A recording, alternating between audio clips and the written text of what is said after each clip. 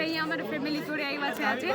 આજે night walk તરીકે રાખવામાં આવ્યું છે ઉપરકોટની મજા લેવા આવ્યા છે અત્યારે બધું નજારો જોઈએ છે ઉપરકોટનો અત્યારે અલગ અલગ વસ્તુ અને ડેકોરેશન પણ કરેલું છે અહીંયા અને પહેલાંથી કરતાં અત્યારે બેટર કરી દીધું છે આ લોકોએ